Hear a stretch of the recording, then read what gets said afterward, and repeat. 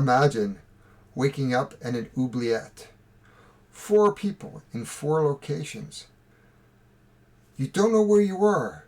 You can only see what surrounds you. Where's the exit? Where are the keys? These are some of the answers that we're going to have to find in the Night Cage. This is a solo or cooperative game in which 4 players will search a oubliette, or a dungeon perhaps. I like the word oubliette. My wife and I had a bit of debate about that, but I'm going with oubliette. You will be in different locations, and you will have to find 4 of the 6 keys that are available, battle off monsters who will snuff out your candle because you have 1 candle. Each player has a single candle, and you can only see the tiles that are around you. As you move through the oubliette, tiles will be removed that you can't see anymore. And then if you come back, it will be a totally different dungeon. This is the Night Cage. Will you get out and survive, or will you be lost in darkness?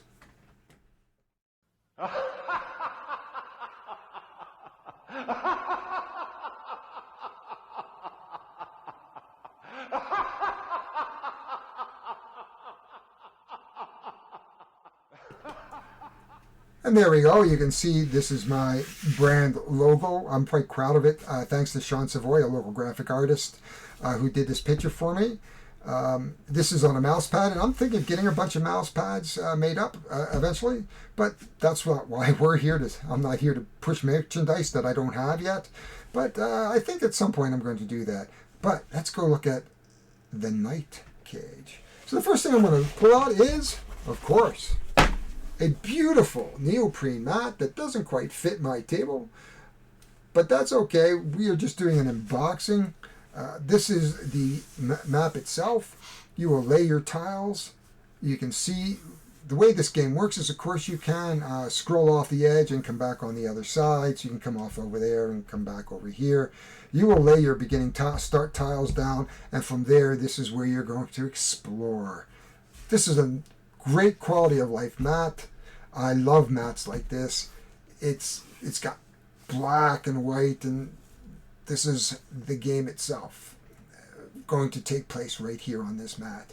Now let's move the box over. There it is. You can see some shininess. I'm sorry. I did buy a new light stand today. I'm hoping that will solve some of these reflection problems because I can get it underneath my cameras here. This is the Deluxe version.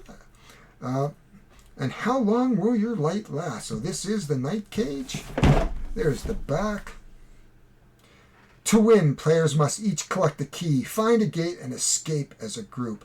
But escape won't be easy. The weak glow of your candle sheds light only on a small area of the maze at a time. As players move, new pathways are revealed while old ones disappear forever into the darkness.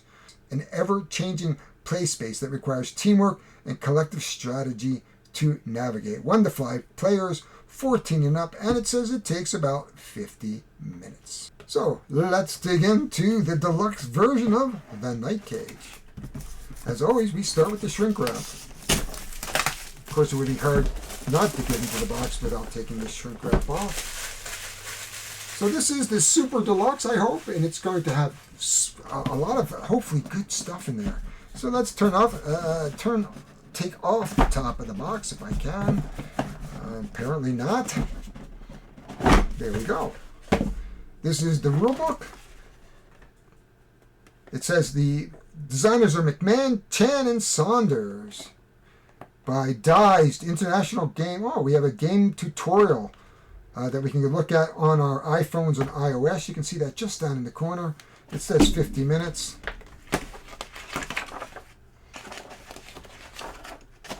You can see a little bit of the components here. There is a nice little tower that comes with it so that you can put your tiles in. It is cardboard. How long that's going to last, I don't know. We'll talk more about the setup later. There is the tower. And there is, I don't know, some sort of counters in there. And we'll figure out all those bits. Oh, these are plastic acrylic bits. Very, very nice. Oh, that's an acrylic tower. That is awesome. In here you can see we have our 4 unique prisoners who are going to escape. That is a deluxe component in this deluxe version. This is a mat where you can keep track of the different parts, different tiles of the game as you go through it, so you know what's left in the box. So that's a very smart way of counting tiles. These are your player mats, and there's two sides. Your turn, and the light is on, and then the lights are out. You can light a player's candle if you are next to them, and then their candles go on, but they're limited what they can do, and we'll talk more about that when we play the game. Nice little storage container. There is acrylic tiles. A little scuffed by the looks of it. But look at that. Oh my gosh. These are wonderful components. This game is fairly simple, really. It's a tile laying game. There is no luck about this game other than the tiles, of course. There are your keys, and they have a good weight. They are metal. Wow, that is wonderful. They don't even put the cardboard in this game for you. So you're pretty much in for the long haul here. And it looks like a space that once you build your acrylic bits. Now this is interesting. I got a little, looks like there's a little, I'll have to look at, oh, it's just probably a protection. So we're going to build that, and we're going to show this once all the components are built, but that is what's in this marvelous box. Very, very high quality. Now, I believe there were supposed to be some candles that came with this, so I'm going to have to actually ask the manufacturer about that and go back to my game, because I'm sure there were supposed to be candles that came with that. 5 candles that were illuminated. There could be a reason why it did not. Perhaps it's because of the batteries and shipping them and whatnot. Something to certainly look at, and I will track that down and let you know what happens with that. But that is the unboxing of the Night Cage. Super simple. Looking forward to getting that one to the table. So we will get back to this. We will show you the setup. We'll go through the rules, and we are definitely going to be playing that. We will be able to put our... we're going to probably have to put up my cam so there's a little more space here, but that is the Night Cage. So this is actually excellent. I did get 2 copies. I have the Deluxe Pledge, which you just saw, and this is the All-In Pledge. So this is a really good opportunity to contrast and compare basically 2 games. The same game, 2 different versions. And you can see the same rules. Notice there is no storage solution, and there is the storage solution bags. The same acrylic tower, which is nice. Instead of having the nice miniatures, we have wooden meeples. We have the same nice metal keys. We have our candles, which gives us mood lightning, and I don't know why. And then here's the difference: is the cardboard. Lots and lots of cardboard, and you can see there is the cardboard tower there, and you can see that there's a cardboard map instead of the neoprene map. So they just give you a contrast to the deluxe version. Acrylic parts versus cardboard is the main difference. A neoprene mat versus a mounted board. You don't often get to see that, and I believe I bought the second copy just because of these, just to see the difference. I don't know, so this is a good opportunity, as I said, to really just compare 2 different versions of the same game, Deluxe versus All-In Pledge. I don't know why the candles weren't included in the All-In Pledge versus the Deluxe Pledge, but there you have it. So we're going to go back and we're going to start playing the game. We will use the Deluxe version.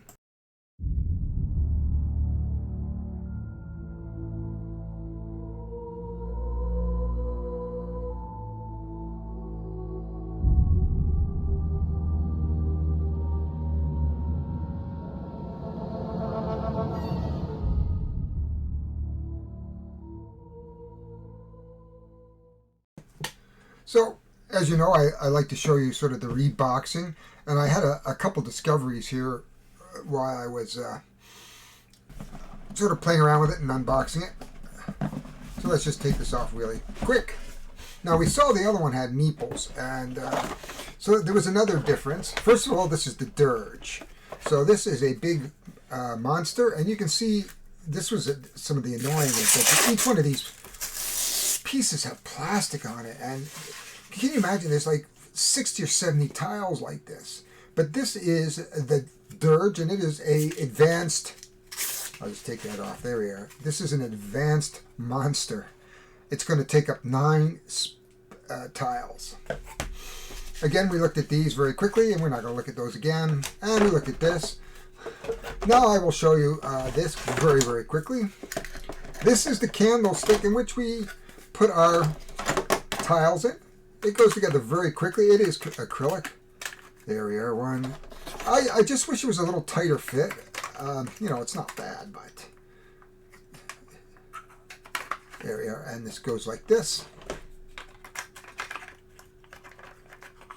There you go. That's what it looks like all around. It is not 100% stable. There we go. We'll just put that there. And that's where the tiles will go.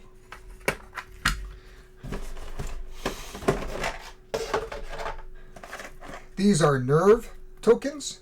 Each player will get at least one, and they have the ability to get 2 more. This is a 4th player token if there is a 3-player game, and then this would float around. So each person would take a turn as the 4th player. I've seen that before in other games. Interesting enough, we saw the other game have the wooden tokens. This has the acrylic. Each one of these are unique and are colored, but these are going to show pretty much the same once they're on the board. So we're probably going to have to figure out a way in which to differentiate them.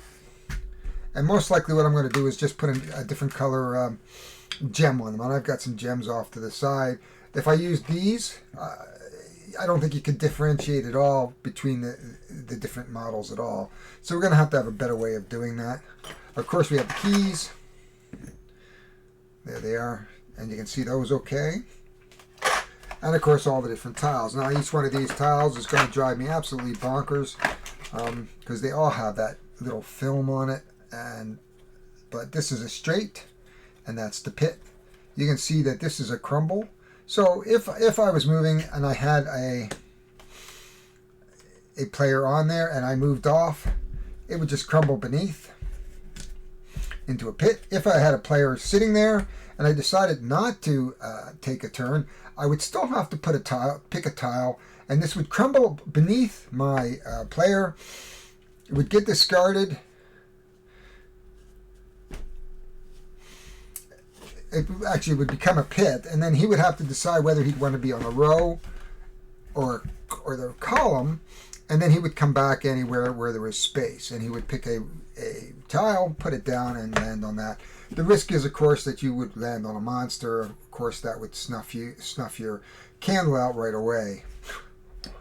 Or worse yet, pick one out and put a monster there, and then attack. It would attack another monster. And now we're going to play with the wax guys, I think. So that is it for this. What it looks like. Everything, all the components put together. Now I'm going to take a minute and set up a 4-player game, which will take a minute or so. I'm going to figure out how to differentiate the different types. So we're going to play a 4-player turn, and we'll be right back. So before we get started, you can see I have the different colors, and you can see that I put little gems on them so that you can actually see. This one's purple, believe it or not, and it might show up better under the lights, which it probably will. If not, we might change it out for green. The tile counter is up here, and we can track our tiles. Now I want to show you some of the tiles before we get started. These are the starting tiles. And you can notice that they are crumble tiles. So as soon as the player moves off, it's going to turn over into a pit. Those are the starting tiles. Now you can see I have pulled off a number of tiles, and two T's, 2 straights, and sorry, 4 T's, 2 straights, and a couple of crosses. And these are going to go on the top. So this will be kind of the starting tile so that we don't get into it, super quick. Now we're not going to play with the advanced rules. And these are the wax eaters. And there are 12 of them. And they will eat our wax. Basically, they attack us. And if they eat our wax, of course, we're going to turn over our character card to the lights out, and you lose 3 tiles. So you're going to make this game quicker if you run into these monsters. So just to let you know, those are going to get mixed in, as well as 4 gates. There's your gates. And 6 key tiles. There's the key tiles. So the trick is that you don't want to lose your key tiles, and your gate tiles. If you lose more than 2 key tiles, you're going to lose the game. If you lose basically all 4 gate tiles, you're going to lose. If you run out of tiles, you're going to lose. There's a lot of ways to lose here. So what I'm going to do now is I'm going to take all these tiles here. You can see all the leftover tiles. And then we are going to start our game. I'm going to mix these up so that I don't know what the tiles are going to be. And then we're going to put them in our tile holder, which we'll just leave off to the side. I'm going to probably just leave it down like this. Or I can move it over to here so you can see what's going on here. And you can see this is actually kind of like a candle. And as it burns down, which is what happens with a candle, we are going to run out of time. And in fact, maybe we'll just put it on the board here, right there. And you can see me pulling that. There, that's a good spot for it. Okay, so give me a minute. Just a little caveat here. I am playing with a new lighting system. So I'm not quite sure how this is going to look. So you are the experiment today. Nice. Okay, we are set up and ready to go. We are going to start with the purple player. And then we're just going to go all the way through. So the first thing the purple is going to do is he's going to pick up a starting tile. And he can place it anywhere he wants. He puts his token on it.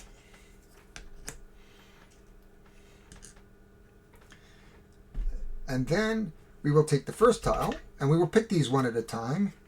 And we have a T, so we're going to put our T there. And we'll put our next T. Oh, we do have another T. Let's go this way. This gives him some choices. Next player, he'll start a little bit ways down here. The idea is we want to try to keep them fairly somewhat together.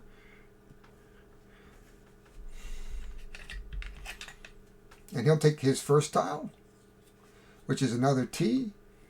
This is a cross. Actually, there we go. We'll do it here. Now, the reason why you pick it one at a time is because in case a monster shows up. And we have a straight. We will now pick our red player. And he is going to go, I wonder if he, yeah, this might be good. He'll go down here. So his first thing will be, oh, he'll go straight here. That looks like a good one. Actually, he's going to wrap it around. So if he moves here, he could wrap around. And then the last one is another junction. Cross. Lastly, our yellow player. Your player's going to go here, I think. So we'll place our yellow player here. He is going to get a T. He doesn't want to cut off right at the moment, so he'll go there. And if that's the case, this probably is another T. Okay. He could go this way. Now that would be a wall. So as you can see, everybody can see an illumination around them orthogonally. So you cannot do that on the diagonal. So basically, the first thing it is, we have our purple turn. He is going to take the first tile off the top. He is going to place it. Oh, sorry. No. The first thing we're going to do is decide where we want to move our purple player. So the purple player is going to move down 1. Now what's going to happen is, as he has this candle, and think of his candle as illuminating. So he's crumbled this, so this has become a pit. And we'll take the top tile and we'll place it here. Well, might as well put it this way, keep our options open. And he can put a tile here, a straight. He's got no choice. Now, what happens, as you can see, is he is no longer orthogonally to here, and he's no longer next. So this tile actually is going to go and be discarded. Next is our blue player, who is down here. He decides he's going to move this way. He is moving on to a 3-way, so he's going to move his first tile. And he believes that this is a good one.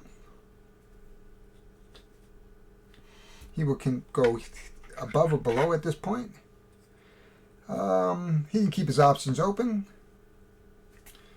And he goes, okay, he really has to go this way. There he goes. He's going to go this way. This is going to crumble into a pit. This is going to fall off because, as you can see, it's diagonal and it's not within the circumference of the orthogonal pattern, and that is what he does. Now, red can move here. This is interesting. Or he can move up here.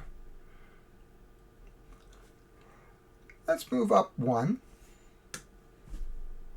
Now, this is going to fall into that pit again.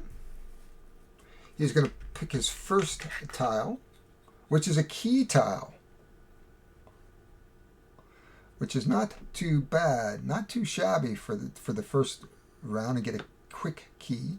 So he's going to put that here, and he has to go above it, and he has a T. There he goes. We'll try to keep this going. Now, as you can see, this would fall off because it's not one of the 4 spaces around the red player. And of course, now the yellow player is going to go. The yellow player can move down. He's going to move down 1. Of course, this turns into a pit. And he is either going to go... He's going to place one here or here. So let's just go here. He's going to keep his options open. So he is going to actually do it that way. And then he'll pull the next tile. It is another key tile, which is good. We have done well. And of course, we have to check to make sure if there's anything he can't see, which would be this tile here, and it just comes off. And that is as easy as this game is. Now, we've got lucky because we have 2 keys showing, so you can only carry 1 key, though. So that's how this is going to work. Now, purple really doesn't have a lot of choice. He can fall into a pit, of course, if he likes. But there's no particular reason to fall into a pit. He could move here. He won't really be exposing anything at this point. So I believe his best move is to move here at this point. So there's 2 spots where it's going to go, above and below, or north and south. So there's no reason to connect to that pit at this point.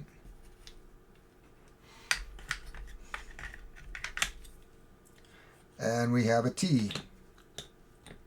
Now we have to check to make sure what we can and can't see. We're not going to be able to see him. We're not going to be able to see him. These are okay. These are okay. He is okay, and they're okay. So everybody is okay at this point. Okay, now we're back to our blue player. Blue doesn't want to fall into the pit specifically. So blue is going to come down. He's going to go up 1. Now we'll decide which of these are going to disappear. Now he has no way to get him because you can see there's a wall there, but he can see it because you can see the wall. So he's just going to place this. And there's just a couple walls here. So really his best bet is to not get trapped. So he's going to have to face it this way. We check around. It looks like he can still see everything except for this one. And Ray can see that. Okay, so we'll remove this. You can see how the tiles remove themselves.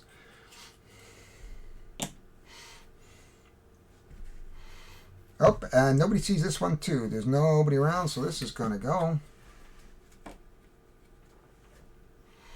So he can see that. Yep, everybody can see everybody. That is the blue. We are back to red. Red is going to land on the key tile, which means he can take a key. The only tile he can see is over here, which is a wax monster. Now, wax monsters are triggered by a movement. So the big issue is if somebody moves into the space of this wax monster, they are going to extinguish the light. Fortunately, we can move. So if he moves over here and there's nobody there or here once the movement takes place, we should be good. That is the red. Yellow is going to move down to the key. Now we still have to find the other keys.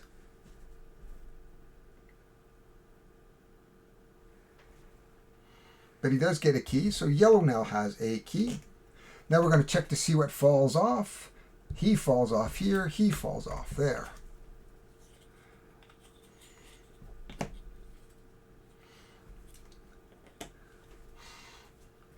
And we are back up to purple.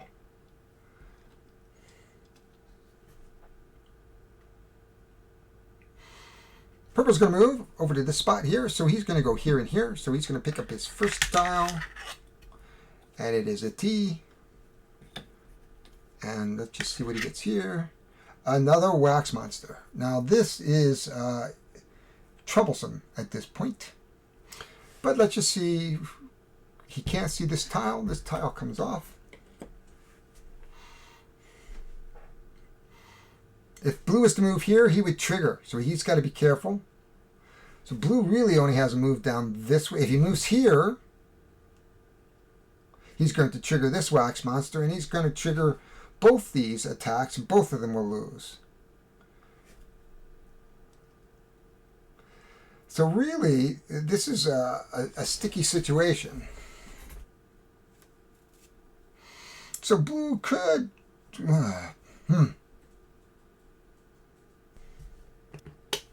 So, what are we going to do? If I move here, we're going to attack. We can move here. But he really can't draw a tile if he moves, but he does have to move. If he moves here, he's going to get hit. He moves here, we're going to get hit. I can move along here. Blue's going to move. He no longer can see this tile or this tile. Yellow can't see that tile either. Yellow can't see that tile there. And I think we're okay at this point. That was blue. We are red.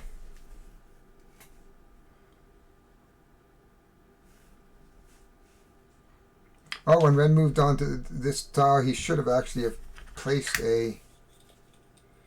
another key right there, and the monster. So if he moves here, he can't really take that key. If he moves here, he triggers that. Oh, and he actually does get another one down here. So there's a bunch of things I should have actually have done that I didn't do, and this should have come off. So you can see there's a lot going on here. Let's just check, make sure. There. You can all see there, and there. Okay, we are good. So red has to decide which way he goes. No matter where he moves,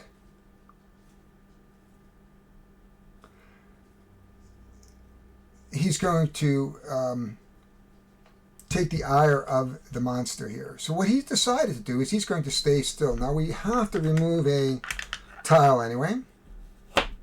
the pit is going to open up beneath him.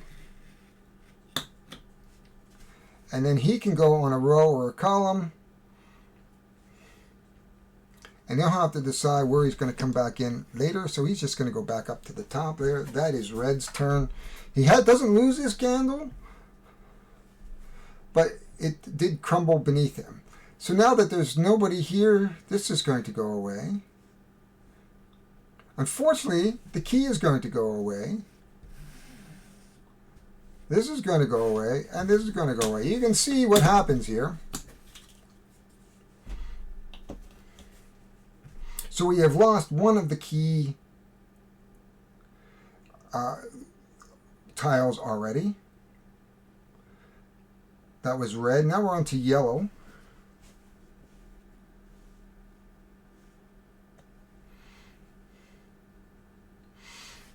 If yellow moves here, he's going to snuff it up. If yellow moves here, he's going to get attacked. He too is going to let the pit come, and he's going to fall into the hole as well. He doesn't want to be here. He's going to be on the row as well. He still has to lose a tile.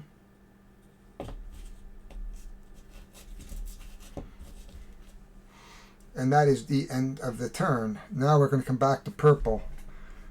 Well, we've kind of got out that, but we've lost a key already. So purple is going to come up here. And he will take his T. And he will take his other one. He can take his T there. Now you can see this is the way to get rid of monsters. He can't see this spot anymore. The monster just goes away. Yay for the monster going away. It is blue's turn. If blue moves down here, oh, there are nothing here, here, and here. So actually these all go. These are all gone now at this point. So one thing I have to keep track, remember, is to make sure that we get rid of the tiles as we go across them. So it's easy to, avoid the tiles. And there we go. So there is a T and a single. There we are. Red now can go anywhere he wants on this board, on this row. So he's going to come down here. And he is going to put a T underneath. And then he has another monster. Ooh, I think he'll put that there. He can go over here. And up another monster. This is going to be not good. That is red. Yellow is going to come on. Yellow has to avoid the monster, so he can't really come here and here. He can come anywhere along here. He'll just go over here. He will draw a tile. He will place it up and down, seems to be good. And he will draw a T tile, which he will do that.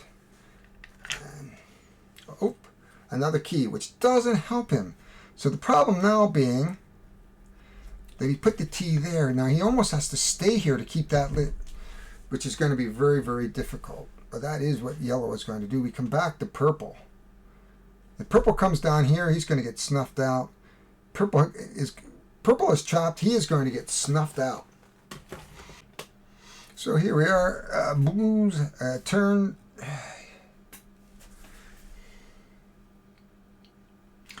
Well, actually, he could move up here. Actually, this doesn't belong here at this point. He's okay. He's okay. He's not here. He's okay. So actually, he could move to here. And he will not trigger anything. So the question is, where is blue going to go? Blue is going to have to go up one. Actually, nobody can see this tile either.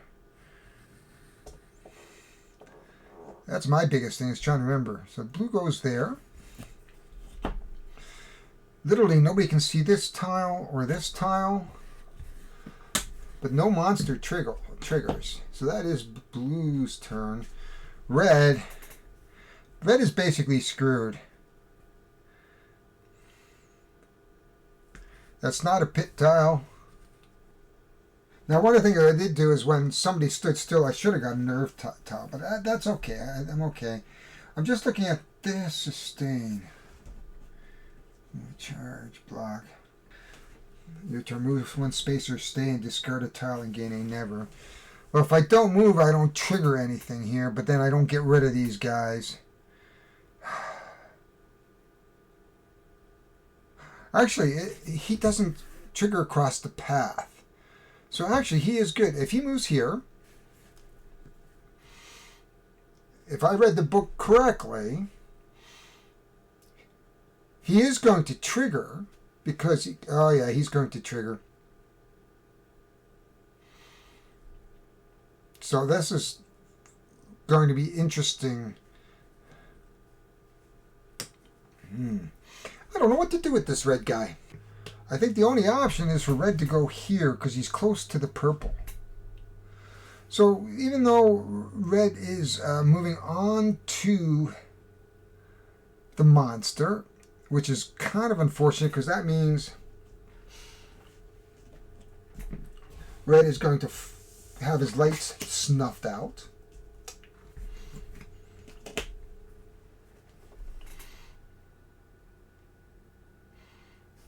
However, since that's to happen, he only can see the tile that he's on, which is unfortunate. But the trigger doesn't hurt anybody else. I do lose 3 tiles, though. 1, 2, 3.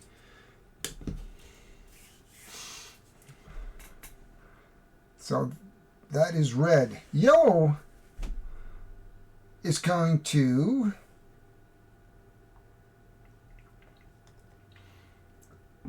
stay right where he is. So that means he's going to have to discard a tile. He does get a nerve for that. Because red's here, this is gone. We are back to purple.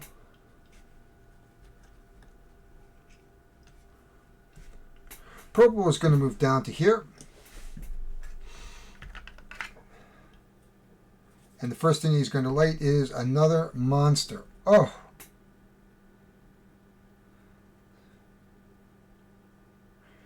Wow.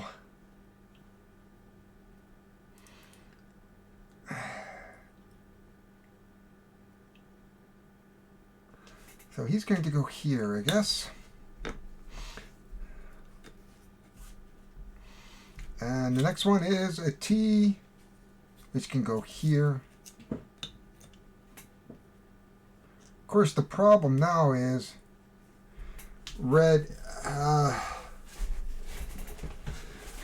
Red can just fall into a pit, but then he really can't see anything.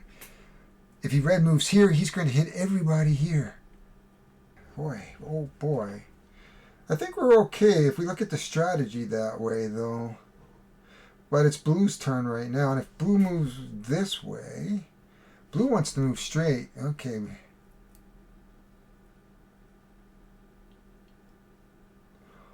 Oh, blue should actually have a tile here. So somewhere I missed blue having a tile here. There we go. There's blue. Must have missed the 3. Ah, that's... Okay. Now blue.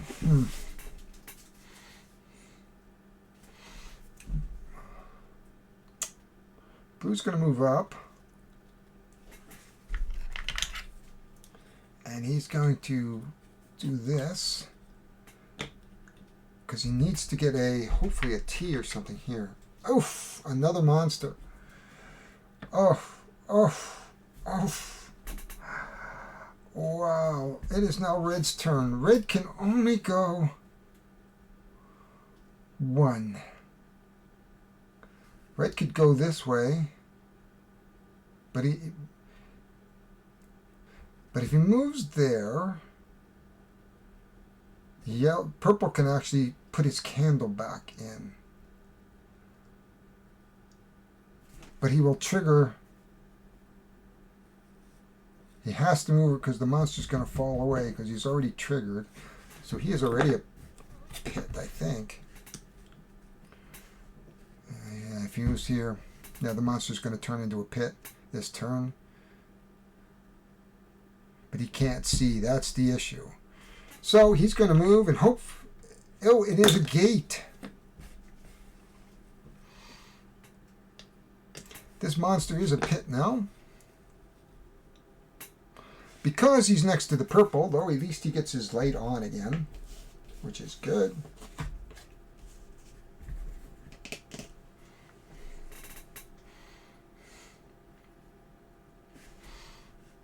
There we are. Then it's yellow's turn. Yellow needs to stay here to keep that lit.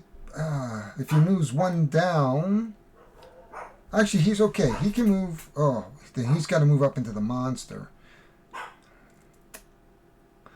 Oh, my. Yellow has to stay there in order for blue to get that tile. Nobody sees this tile anymore. That tile's fine. That tile's fine. This tile's gone. This tile's gone. Oh, tile cleanup on aisle 5. There. Okay, so what is yellow going to do? Yellow needs to stay there basically because he doesn't really want to lose that. So he has to just draw and stay. And he does get a nerve, but he has another nerve already. We're going to come back to purple. Actually, that works okay for purple if purple goes this way. Now he is going to pull 2 here, but that is gone now. The monster's gone.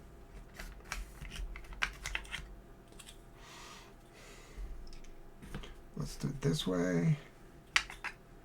And this way. We are blue now.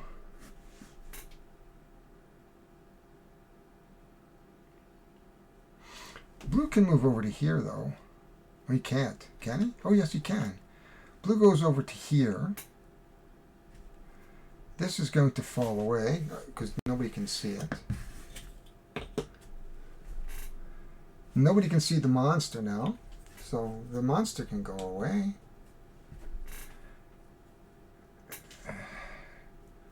And that's as far as blue can go. We can come back to red. Red could stay. Red needs to stay here. Red could go over here. In fact,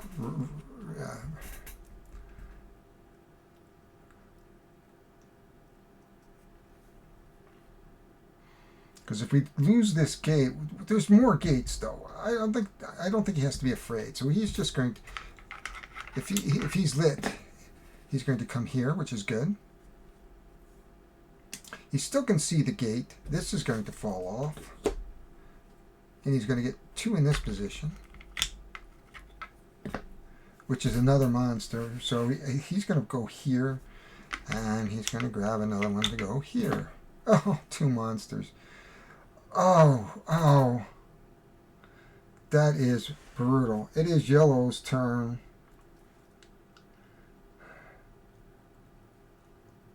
There's still 2 more yellows to go, though. So 2 more keys. Whew. He can't move this way. If he moves on to here, yellow can move here and here. So yellow is going to move here. Oh, he couldn't actually stay here. So, folks, I have made a bumble here. Because on the next turn, this would have fallen away. Well, no, yes. Would he have fallen away on it? Yes, if it would have fallen away. If he moved on it, it becomes a pit. Does he move over it? Okay. So you may be wondering why I'm in a different t-shirt and I've broken in here, because today is actually the day after I did the shooting, and somehow I lost the last 5 or 6 minutes of the video. I can tell you that I did not win, that actually the last key tile went into the discard because of the monsters, but this should give you a pretty good idea of how this game plays. Certainly we're going to take another stab at it. It felt pretty good. I think, though, that this game is going to be a very good challenge. So bear with me as we jump into the final thoughts, and know that I lost spectacularly in this particular video, but you've got enough of the rules to see how it goes and to watch to find out where all the pitfalls go. It really is a good little gateway. It's not a gateway, but I'd say it's a good filler with some strategy going. The game should take less than an hour to play. So let's get on to the final thoughts, and oops, I'm sorry. So an interesting game. I did make a few mistakes here, and certainly I'm going to want to play this again to correct the mistakes. I saw that one where I should have been a little bit more careful about the crumbling. The monsters are attack you. You lose 3 tiles. You really turn these tiles quicker than you think they do, but that's kind of the way it is. I suspect that this game is not an easy game to win. I'd be interested to play cooperatively. Next week I think I'm going to take it to Game Club and see whether or not we can make this work. The components are pretty good. I mean, the acrylic is wonderful. The only problem I really have is this thing. I just wish it was just a little bit tighter and a little less shaky. Though it did stand up pretty well when it was standing up, so, all in all, not horrible. The game is good. The components are good. I love tile-laying games. This idea of an ever-moving labyrinth, being pushed down into the oubliette and then having to wander around an ever-changing labyrinth is a great concept, a very unusual concept. I think they've hit the nail on the hammer, or I should say they've hit the hammer on the nail in terms of this game. As a solo game, it's complex enough to burn your brain, but not so complex that you have to think, well, looking up the rules. I had to look up the rules a couple times, but nothing really major, and I just have to become more familiar with the game. As you know, I as a content creator, we play a lot of games and learn a lot of games, and so I have to go through them, and then, I still miss stuff. But that is all for now. If you like this content, please hit the like button, subscribe. Love to have you here. Hit the notifications. I got a little shading here, so I don't have my lighting quite right. I do have a new light that I'm experimenting with, so I'm really hoping that this makes the game look a little better in the video. You'll have to tell me down in the comments of whether or not that really is the case. But that is it for now. My name is Harry Jacobs. I am the North of 60 Gamer. Thank you for joining me, and we will see you the next time.